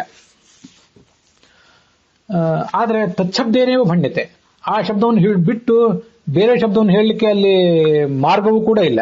ಬೇರೆ ಶಬ್ದದಿಂದ ಹೇಳಲಿಕ್ಕೆ ಹೊರಟ್ರೆ ಶಬ್ದವೇ ಯಾವುದೂ ಇಲ್ಲ ಮೊದಲನೇದಾಗಿ. ಮತ್ತೆ ಯಾವುದಾದ್ರೂ ಶಬ್ದದಿಂದ ಹೇಳಲಿಕ್ಕೆ ಹೊರಟ್ರೆ ಕೇಳುವವರಿಗೆ ಅರ್ಥವೂ ಆಗೋದಿಲ್ಲ. ಇವರಿಗೆ ಯಾವ ಶಬ್ದವನ್ನು ಹೇಳಿದ್ರೆ ಅರ್ಥ ಆಗ್ತದೋ ಅದೇ ಶಬ್ದಗಳನ್ನು ಹೇಳಬೇಕಾದದ್ದು ಒಂದು ಅನಿವಾರ್ಯವಾದಂತಹ ಸಂಗತಿ. ಅದಕ್ಕಾಗಿ ಆ ಶಬ್ದಗಳಿಂದಲೇ ಹೇಳ್ತಾರೆ ಅಂತ ಅದರ ತಾತ್ಪರ್ಯವಾಗಿದೆ. ಅಲೌಕಿಕೋಪಿ ಜ್ಞಾನಾದಿ ತಚ್ಛಬ್ದೇನೇವ ಭಣ್ಯತೆ, ಆಯಾ ಶಬ್ದಗಳಿಂದಲೇ ಹೇಳಬೇಕಾದ್ದು ಅನಿವಾರ್ಯ. ಹೇಗೆಂದ್ರೆ ಯಾಕೆ ಇದು? ಜ್ಞಾಪನಾರ್ಥಾಯ ಲೋಕಸ್ಯ, ಜಗತ್ತಿಗೆ ತಿಳಿಯುವುದಕ್ಕಾಗಿ ಈ ಮಾತುಗಳನ್ನು ಹೇಳಬೇಕಾಗಿದೆ. ಯಥಾ ರಾಜೇವ ದೇವರಾಟ, ಇಂದ್ರ ಅಂದ್ರೆ ಯಾರು ಅಂತ ಯಾರಾದ್ರೂ ಮಕ್ಕಳು ಕೇಳಿದ್ರೆ ನಾವು ಈ ಜಗತ್ತಿನಲ್ಲಿ ಮುಖ್ಯಮಂತ್ರಿಯನ್ನ, ಪ್ರಧಾನಮಂತ್ರಿ ಮೊದಲಾದವರನ್ನ ನೋಡಿರ್ತೀವಲ್ಲ, ಅದರಂತೆ ಈ ಇಂದ್ರನು ಕೂಡ ಆಗಿದ್ದಾನೆ ಅಂತ ಹೇಳಬೇಕಾಗ್ತದೆ. ಮತ್ತೆ ಸ್ವರ್ಗದ ಉದ್ಯಾನವನ ಅಂದ್ರೆ ಏನು ಅಂದ್ರೆ, ಈ ಜಗತ್ತಿನಲ್ಲಿ ನಾವು ನೋಡಿರುವಂತಹ ಒಂದು ಅದ್ಭುತವಾದ ಉದ್ಯಾನವನದಂತೆ ಅದು ಕೂಡ ಆಗಿದೆ ಅಂತ ಹೇಳಬೇಕೇ ಹೊರತು, ಇದನ್ನು ಬಿಟ್ಟು ಬೇರೆ ಶಬ್ದಗಳನ್ನು ಪ್ರಯೋಗ ಮಾಡಿದರೆ ಆ ಕೇಳುವವರಿಗೆ ಏನು ತಿಳಿಯುವುದೂ ಇಲ್ಲ. ಅದಕ್ಕಾಗಿ ಈ ಶಬ್ದಗಳನ್ನು ಪ್ರಯೋಗಿಸುವುದು ಅನಿವಾರ್ಯ. ಆ ದೃಷ್ಟಿಯಿಂದ ಪರಮಾತ್ಮನನ್ನ ಕರುಣಾಶಾಲಿ ಅಂತ ನಾವು ಹೇಳುವುದೇನಿದೆಯಲ್ಲ, ಇದನ್ನ ಹಿಂದೆ ಅನೇಕ ಬಾರಿ ನಾನು ಹೇಳಿದ್ದೆ. ಪರಮಾತ್ಮ ಯಾವ ದೃಷ್ಟಿಯಿಂದ ಕರುಣಾಶಾಲಿ? ನಾವು ತಿಳ್ಕೊಂಡಂತೆ ಕರುಣಾ ಅವನಲ್ಲಿಲ್ಲ. ನಾವು ತಿಳ್ಕೊಂಡ ಜ್ಞಾನ, ನಾವು ತಿಳ್ಕೊಂಡ ಕರ್ಮ, ಆನಂದ, ಜ್ಞಾನ ಯಾವುದೂ ಕೂಡ ಅವನಲ್ಲಿಲ್ಲ ಅಂತ ನಾವು ಭಾವಿಸಬೇಕು. ಸತ್ವಂ ರಜಸ್ತಮ ಇತಿ ತ್ರಿವೃದೇಕ ಮಾದ ಸೂತ್ರಂ ಮಹಾನಹಮಿತಿ ಪ್ರವದಂತಿ ಜೀವಂ ಜ್ಞಾನಕ್ರಿಯಾರ್ಥ ಫಲರೂಪತಯೋರು ಶಕ್ತಿ ಬ್ರಹ್ಮೈವ ಭಾತಿ ಸದಸೋಚ್ಚತಯೋ ಪರಮ್ಯತ.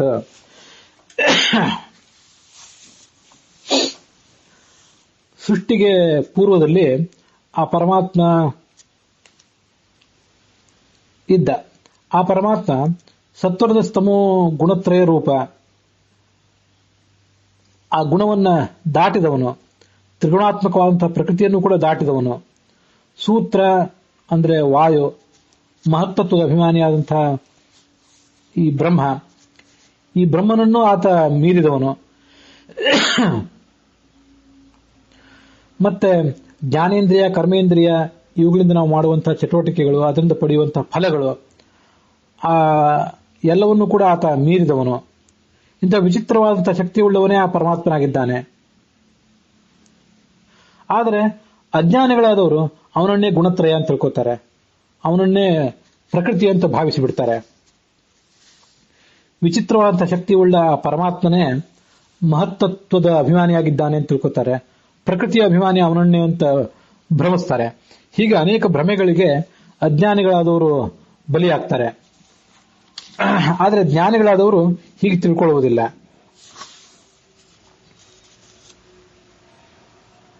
ಅತ್ಯಂತ ವಿಲಕ್ಷಣ ಆಗಿದ್ದಾನೆ.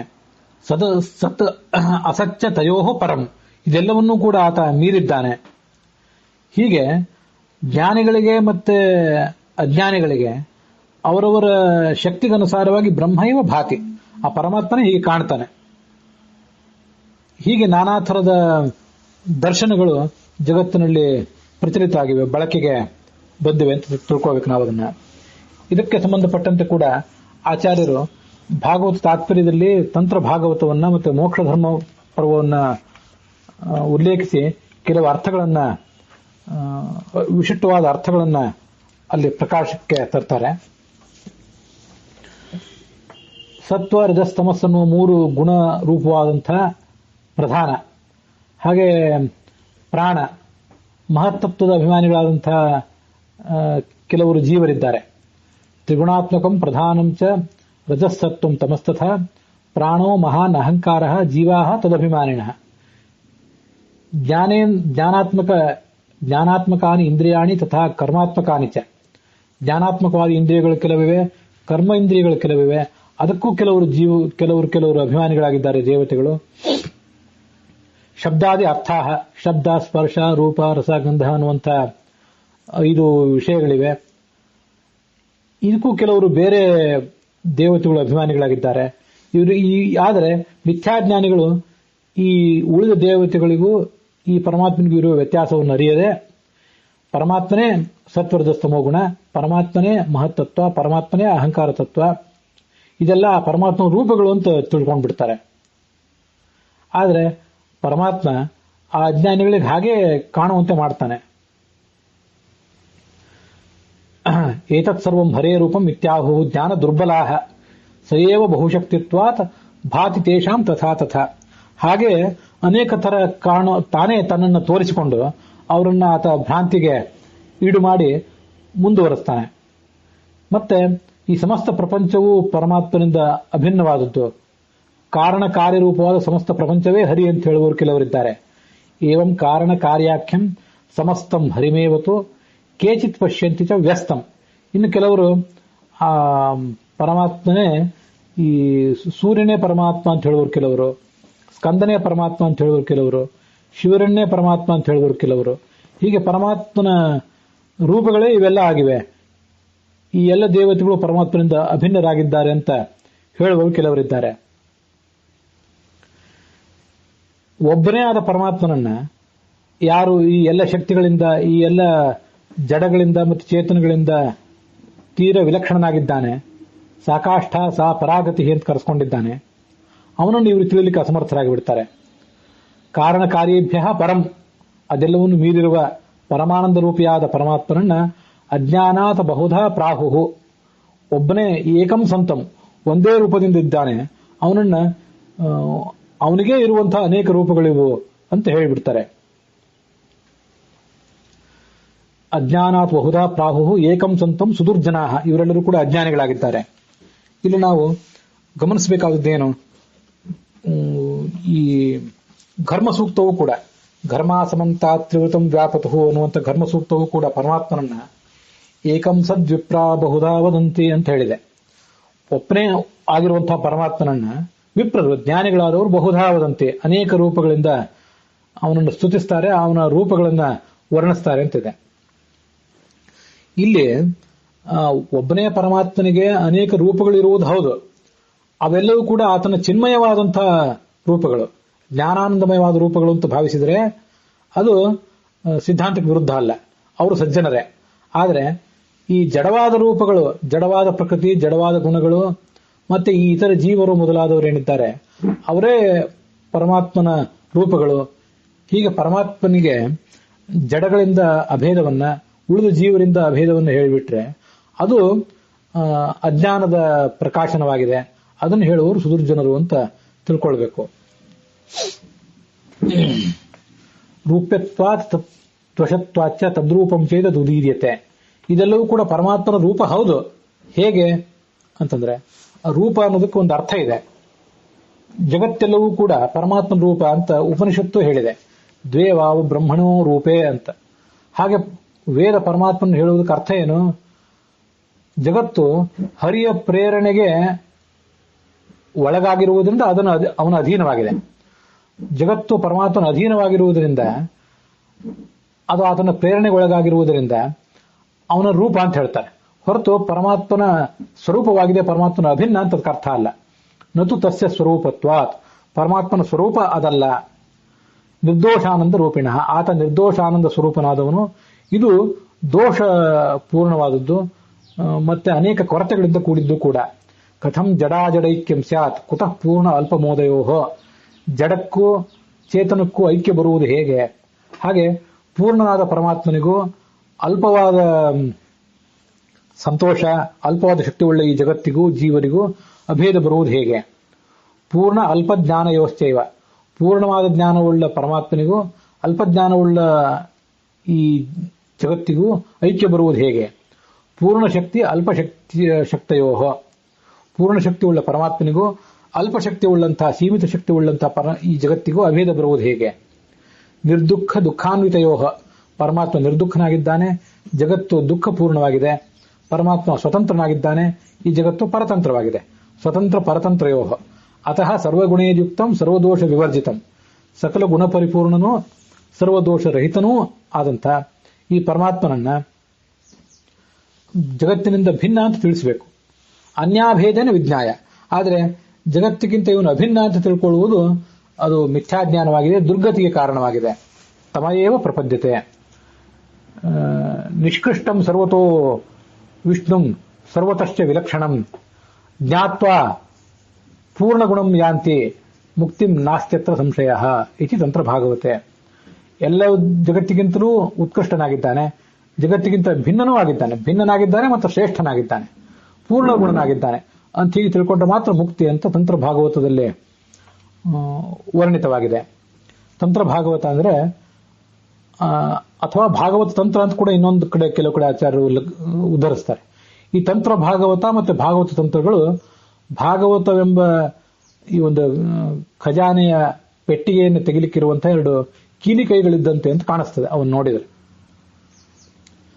ಅಂತಹ ಗ್ರಂಥಗಳನ್ನು ಉಲ್ಲೇಖಿಸುವ ಮೂಲಕ ಭಾಗವತದ ಅರ್ಥವನ್ನು ಆಚಾರ್ಯರು ಸ್ಪಷ್ಟಪಡಿಸ್ತಾರೆ. ಅಹಂ ಹಿ ಜೀವ ಸಂಜ್ಞೋ ವೈ ಮಯಿ ಜೀವ ಸನಾತನಃ ಮೈವಂ ತ್ವಯಾನು ಮಂತವ್ಯಂ ದೃಷ್ಟೋ ಜೀವೋ ಮಯೇತಿಹ ಅಹಂ ಶ್ರೇಯೋ ವಿಧಾಸ್ಯಾಮಿ ಯಥಾಧಿಕಾರವೀಶ್ವರಃ ಇತಿ ಮೋಕ್ಷಧರ್ಮೇಶು. ಮಹಾಭಾರತದ ಮೋಕ್ಷಧರ್ಮ ಪರ್ವದಲ್ಲಿ, ಶಾಂತಿ ಪರ್ವ ಅಥವಾ ಅನುಶಾಸನ ಪರ್ವದಲ್ಲಿ ಈ ಮಾತುಗಳು ಕೂಡ ಕಂಡಿವೆ. ಮೋಕ್ಷಧರ್ಮ ಪರ್ವದಲ್ಲಿ ಏನಿದೆ, ಕೃಷ್ಣ ಹೇಳಿದ ಮಾತುಗಳೇನಿವೆ, ಜೀವಾಭಿಮಾನಿಯಾದಂಥ ನಿತ್ಯನೂ ಆದಂಥ ಚತುರ್ಮುಖ ಮತ್ತು ಮುಖ್ಯ ಪ್ರಾಣರು ಅವರು ನನ್ನಲ್ಲಿ ಒಳಗಿದ್ದಾರೆ, ನನ್ನಲ್ಲಿದ್ದು ಅವರು ಬದುಕಿದ್ದಾರೆ, ಅದಕ್ಕಾಗಿ ನನಗೆ ಜೀವ ಅಂತ ಕರೀತಾರೆ. ಅಹಂ ಹಿ ಜೀವ ಸಂಜ್ಞೋ ವೈ, ನನ್ನನ್ನೇ ಜೀವ ಅಂತ ಯಾಕೆ ಕರೀತಾರೆ ಅಂದ್ರೆ ಮಯಿ ಜೀವ ಸನಾತನಃ, ಜೀವಾಭಿಮಾನಿಯಾದಂಥ ಚತುರ್ಮುಖ ಮತ್ತು ಮುಖ್ಯ ಪ್ರಾಣರು ನನ್ನಲ್ಲೇ ಇದ್ದಾರೆ, ಆದ್ರಿಂದ ನಾನು ಜೀವ ಅಂತ ಕರೆಸ್ಕೊಂಡಿದ್ದೇನೆ. ಯಾಕೆಂದ್ರೆ ಧಾತು ಏನ್ ಹೇಳ್ತದೆ, ಜೀವ ಪ್ರಾಣಧಾರಣೆ ಅಂತ.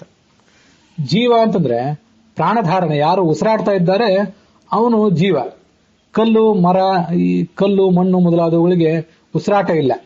ಪ್ರಾಣ ಅಂದ್ರೆ ಉಸಿರಾಟ ಅಂತ ಅರ್ಥ ಇಟ್ಕೊಂಡ್ರೆ ಆ ಉಸಿರಾಟ ಅವಕ್ಕಿಲ್ಲ, ಆದ್ರಿಂದ ಅವುಗಳನ್ನ ಅಜೀವ, ಜಡ ಅಂತ ಕರೀತಾರೆ. ಆದರೆ ಜೀವ ಏನಿದ್ದಾನೆ, ಪ್ರಾಣಿ ಪಕ್ಷಿ ವೃಕ್ಷ ಇತ್ಯಾದಿ ರೂಪದೊಳಗಿರುವಂತಹ ಒಳಗಿನ ಆತ್ಮ, ಇವನು ಉಸಿರಾಟದ ಮೂಲಕ ಬದುಕಿರುವುದರಿಂದ ಇವನನ್ನ ಜೀವ ಅಂತ ಕರೀತಾರೆ. ಇದು ಜೀವ ಪ್ರಾಣಧಾರಣೆ ಅನ್ನುವ ಮಾತಿಗೆ ಅರ್ಥ. ಇನ್ನು ಜೀವ ಪ್ರಾಣಧಾರಣೆ ಅಂತ ಅನ್ನೋದಕ್ಕೆ ಪ್ರಾಣ ಅಂದ್ರೆ ಮುಖ್ಯ ಪ್ರಾಣ, ಆ ಮುಖ್ಯ ಪ್ರಾಣನನ್ನು ಧರಿಸುವುದರ ಮೂಲಕ ಈ ಪರಮಾತ್ಮನಿಗೆ ಜೀವ ಅಂತ ಹೆಸರಿದೆ. ಜೀವತೀತಿ ಜೀವ ಅಂದ್ರೆ ಮುಖ್ಯ ಪ್ರಾಣಂ ಧರತೀತಿ ಸಯೇವ ಪರಮಾತ್ಮ ಜೀವ ಅಂತ ಶಾಸ್ತ್ರದಲ್ಲಿ ಇಲ್ಲಿ ವರ್ಣಿಸಿದ್ದಾರೆ. ಮತ್ತೆ ತತ್ವನಿರ್ಣಯದಲ್ಲೂ ಕೂಡ ಇಂಥ ಒಂದು ಮಾತನ್ನ ಆಚಾರ್ಯರು ಉದ್ಧರಿಸಿದ್ದಾರೆ.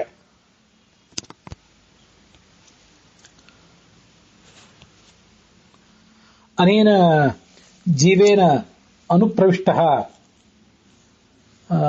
ಪೇಪೀಯಮಾನಃ ಮೋದಮಾನಃ ತಿಷ್ಠತೆ. ಅನೇನ ಜೀವೇನ, ಈ ಪರಮಾತ್ಮನಿಂದ ಪ್ರವೇಶಿಸಲ್ಪಟ್ಟು, ಪರಮಾತ್ಮ ನಮ್ಮ ಒಳಗಿದ್ದಾನೆ, ಅವನೇ ಜೀವ ಶಬ್ದವಾಚ್ಯನಾಗಿದ್ದಾನೆ. ಅವನು ನಮ್ಮ ಒಳಗಿರುವುದರಿಂದ ಈ ವೃಕ್ಷ ಮೊದಲಾದವುಗಳು ಕೂಡ, ಬಳ್ಳಿ ಗಿಡ ಮತ್ತೆ ಹುಲ್ಲು ಮೊದಲಾದವುಗಳು ಕೂಡ ಪೇಪೀಯಮಾನ, ನೀರನ್ನು ಕುಡಿತವೆ, ಮತ್ತೆ ಮೋದಮಾನ ತಿಷ್ಠತೆ, ಅತ್ಯಂತ ಸಂತೋಷದಿಂದ ಅವೆಲ್ಲವೂ ಕೂಡ ಬದುಕಿವೆ. ಇತ್ಯತ್ರಾಪಿ ಜೀವ ಶಬ್ದೇನ ಪರಮಾತ್ಮ ಅಭಿಹಿತ ಅಂತ ಆಚಾರ್ಯರ ಮಾತಿದೆ. ಸಯೇಷ ಜೀವೇನ ಆತ್ಮನ ಅನುಪ್ರಭೂತಃ ಪೇಪೀಯಮಾನ ಮೋದಮಾನ ತಿಷ್ಠತೆ. ಅನೇನ ಜೀವೇನ ಆತ್ಮನ ಅನುಪ್ರವಿಶ್ಯ ನಾಮರೂಪೇ ವ್ಯಾಕರವಾಣಿ ಅಂತ ಕೂಡ ಉಪನಿಷತ್ನಲ್ಲಿ ವರ್ಣಿಸಿದ್ದಾರೆ. ಇವೆಲ್ಲ ಛಾಂದೋಗ್ಯ ಉಪನಿಷತ್ತಿನ ಮಾತುಗಳು, ನಾವು ಗಮನಿಸಬೇಕಾದದ್ದು. ಜೀವ ಇತಿ ಭಗವತೋ ಅನಿರುದ್ಧಸ್ಯ ಆಖ್ಯ. ಜೀವ ಅನ್ನುವಂಥ ಮಾತುಗಳು, ಆ ಜೀವ ಅನ್ನುವ ಹೆಸರು ಭಗವಂತನಾದ ವಾಸುದೇವ ಸಂಕರ್ಷಣ ಪ್ರದ್ಯುಮ್ನ ಅನಿರುದ್ಧ ಅನ್ನುವಲ್ಲಿ ಅನಿರುದ್ಧ ರೂಪಿಯಾದ ಭಗವಂತನ ಹೆಸರುಗಳಿವು ಅಂತ ತಿಳ್ಕೊಳ್ಬೇಕು. ಜೀವಯತಿ ಇತಿ ಜೀವ, ಜೀವಯತಿ ಇತಿ ಜೀವ ಶಬ್ದೋದಿತೋ ಅಂತರ್ಯಾಮಿ ವಿಷ್ಣು ಅಂತ ಜಯತೀರ್ಥರು ಕೂಡ, ಅದನ್ನು ಪದ್ಮನಾಭ ತೀರ್ಥರು ಕೂಡ ತಮ್ಮ ಟೀಕಾದಲ್ಲೇ ವಿವರಿಸಿದ್ದಾರೆ. ವಿಷ್ಣುರ್ ಜೀವ ಇತಿ ಪ್ರೋಕ್ತಃ ಸತತಂ ಪ್ರಾಣಧಾರಣಾತ್. ಈ ಪರಮಾತ್ಮನೇ ಪ್ರಾಣಗಳನ್ನು ಧರಿಸಿರುವುದರಿಂದ ಜೀವ ಅಂತ ಕರೆಸ್ಕೊಂಡಿದ್ದಾನೆ. ನಮ್ಮೆಲ್ಲರ ಪ್ರಾಣವನ್ನು ಅವನೇ ಧರಿಸ್ತಾನೆ, ಮುಖ್ಯ ಪ್ರಾಣನನ್ನು ಕೂಡ ಅವನೇ ಧರಿಸಿದ್ದಾನೆ, ಅದಕ್ಕಾಗಿ ಆತ ಜೀವನಾಗಿದ್ದಾನೆ. ಸಪ್ರವಿಶ್ಯ ಶರೀರಂ ಚ ಸ್ಥಾವರಂ ಜಂಗಮಂ ತಥಾ. ಈ ಎಲ್ಲ ನಮ್ಮ ಸ್ಥಾವರ ಶರೀರಗಳನ್ನು, ಜಂಗಮ ಶರೀರಗಳನ್ನು ಪ್ರವೇಶಿಸಿ, ಮಹಾಭೂತಗಳನ್ನು ಪ್ರವೇಶಿಸಿ, ಸಂಸಾರಿಣಂ ಭ್ರಾಮಯತಿ, ಸಂಸಾರಿ ಜೀವನನ್ನ ಆತ ಜಗತ್ತಿನಲ್ಲಿ ಭ್ರಮೆಗೆ ಒಳಪಡಿಸಿದ್ದಾನೆ, ತಿರುಗಾಡಿಸ್ತಾ ಇದ್ದಾನೆ. ತೇನಾಯಂ ಮೋದತೆ ನಿತ್ಯಂ ವೃಕ್ಷಾವಸ್ಥಾಂ ಗತೋಪಿ ಸನ್. ಈ ಜೀವ ಅವನು ವೃಕ್ಷವಾಗಿ ಹುಟ್ಲಿ, ಬಳ್ಳಿಯಾಗಿ ಹುಟ್ಲಿ, ಮತ್ತೆ ಹುಲ್ಲಾಗಿ ಹುಟ್ಲಿ, ಹೇಗೆ ಹುಟ್ಟಿದ್ರು ಪರಮಾತ್ಮನ ಅನುಗ್ರಹ ಇರುವುದರಿಂದ, ಜೀವ ಅಂತ ಕರೆಸ್ಕೊಂಡಿರುವ ಆ ಪರಮಾತ್ಮ ಒಳಗಿರುವುದರಿಂದ ಇವನಿಗೆ ಕಾಲಕ್ಕೆ ಬೇಕಾದ ಆಹಾರ, ನೀರು ಮೊದಲಾದದ್ದು ಸಿಕ್ಕು ಈತ ಸಂತೋಷದಿಂದ ಇರ್ತಾನೆ.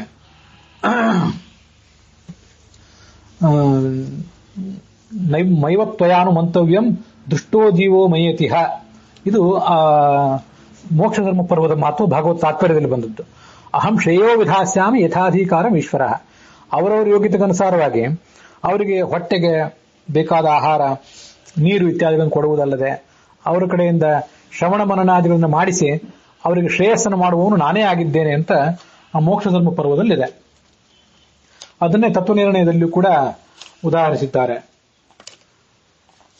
ಅನೇನ ಜೀವೇನ ಅನುಪ್ರವಿಶ್ಯ ಇತ್ಯತ್ರ ಜೀವ ಶಬ್ದೋಜಿತಃ ಸಂಸಾರಿ ಕಿಮ್ನ ಸ್ಯಾತ್ ಇತ್ಯಾಶಂಕಾಂ ಪರಿಹರತೆ. ಇಲ್ಲಿ ಜೀವ ಶಬ್ದದಿಂದ ಹೇಳಲ್ಪಟ್ಟವನು ಜೀವ ಅಂದ್ರೆ ಜೀವಾತ್ಮ ಅಲ್ಲ, ಅವನು ಪರಮಾತ್ಮ ಅಂತಾನೆ ತಿಳ್ಕೊಳ್ಬೇಕು. ಯಾಕೆಂದ್ರೆ ತತ್ ತೇಜ ಐಕ್ಷತ, ಅವನು ತಾಹ ಆಪಹ ಐಕ್ಷಂತ ಇಮಾಸ್ತಿಸ್ರೋ ದೇವತಾಹ. ಹೀಗೆ ಆ ಮುಂದಿನ ವಾಕ್ಯಗಳಲ್ಲಿ ಆ ಪರಮಾತ್ಮನ ಮಹಿಮೆಗಳನ್ನು ಕೂಡ ವರ್ಣನೆ ಮಾಡಿದ್ದಾರೆ. ಆ ಪರಮಾತ್ಮನಿಗೆ ಸಲ್ಲುವಂತಹ ಕೆಲವು ವಾಕ್ಯಗಳಿವೆ, ಕೆಲವು ಮುಂದೆ. ಅದನ್ನೆಲ್ಲ ಗಮನಿಸಿದ್ರೆ ಜೀವ ಶಬ್ದ ವಾಚ್ಯನಾದವನು ಪರಮಾತ್ಮ ಅಲ್ಲ ಅಂತ ಕೂಡ ಗೊತ್ತಾಗ್ತದೆ. ಇದನ್ನೆಲ್ಲ ತಮ್ಮ ಟೀಕಾಗಳಲ್ಲಿ ಪದ್ಮನಾಭ ತೀರ್ಥರು ಮತ್ತೆ ನಾರಾಯಣ ಪಂಡಿತರು, ಜಯತೀರ್ಥರು ಕೂಡ ವಿವರಿಸಿದ್ದಾರೆ. ಇದು ಹೀಗೆ ಭಾಗವತ ತಾತ್ಪರ್ಯದ ಮತ್ತೆ ತತ್ವನಿರ್ಣಯದ ಉಲ್ಲೇಖವಾಯಿತು. ಭಾಗವತದ ಆ 11ನೇ ಸ್ಕಂದದ 3ನೇ ಅಧ್ಯಾಯದ 38ನೇ ಶ್ಲೋಕ ಕೂಡ ಇದಾಯಿತು. 31ನೇ ಶ್ಲೋಕದಲ್ಲಿ ಮುಂದೆ ಹೀಗೆ ಹೇಳ್ತಾರೆ: ನಾಸೌ ಜಜಾನ ನ ಮರುಷ್ಯತಿ ನೈಧತೇಸೌ. ಈ ಪರಮಾತ್ಮ ಎಂದೂ ಹುಟ್ಲೇ ಇಲ್ಲ, ಮತ್ತೆ ಅವನು ಸಾಯುವುದು ಕೂಡ ಇಲ್ಲ.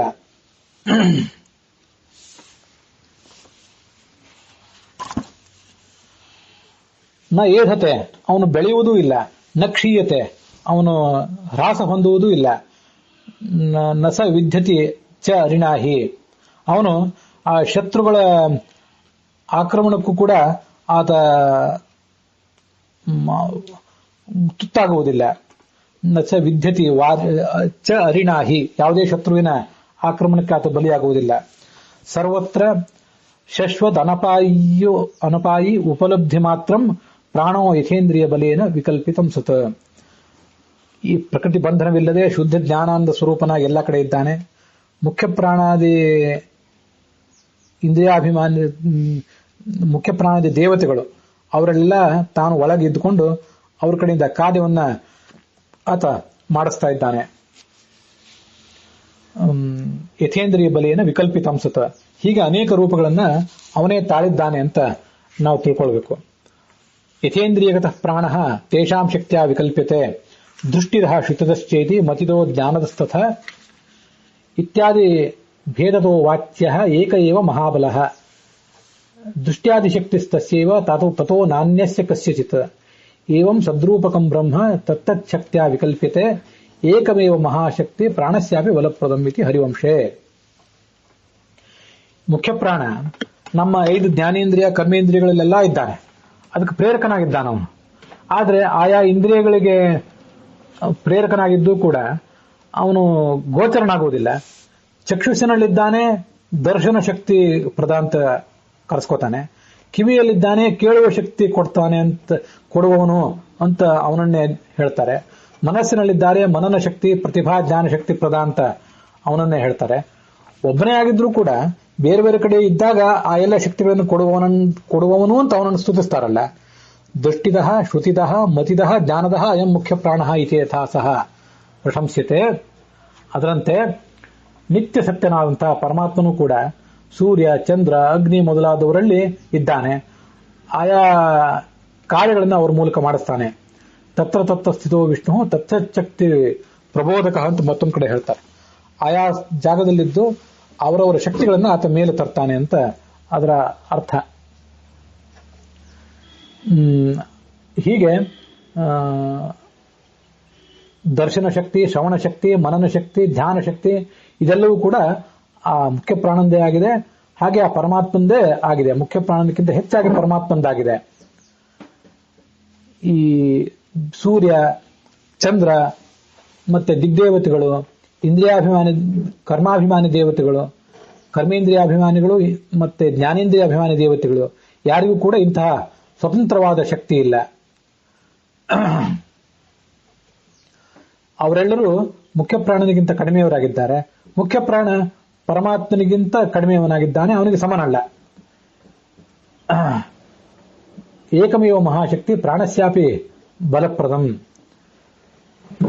ಆ ಪರಮಾತ್ಮನೇ ಮುಖ್ಯ ಪ್ರಾಣನಿಗೂ ಕೂಡ ಬಲ ಕೊಡುವಂತಹ ಮಹಾಶಕ್ತಿಯಾಗಿದ್ದಾನೆ ಅಂತ ಹರಿವಂಶದಲ್ಲಿ ಉಲ್ಲೇಖ ಕಂಡಿದೆ. ಹೀಗೆ ಹರಿವಂಶದ ಮಾತುಗಳನ್ನು ಉದ್ಧರಿಸುವ ಮೂಲಕ ಆಚಾರ್ಯರು ಆ 39ನೇ ಶ್ಲೋಕದ ಮೇಲೆ ಬೆಳಕನ್ನು ಚೆಲ್ಲಿದ್ದಾರೆ. ಆ 39ನೇ ಶ್ಲೋಕದ ವರ್ಣನದೊಂದಿಗೆ ಈ ಭಾಗ ಇಲ್ಲಿಗೆ ಸಮಾಪ್ತವಾಗಿದೆ. ಶ್ರೀಕೃಷ್ಣಾರ್ಪಣಮಸ್ತು.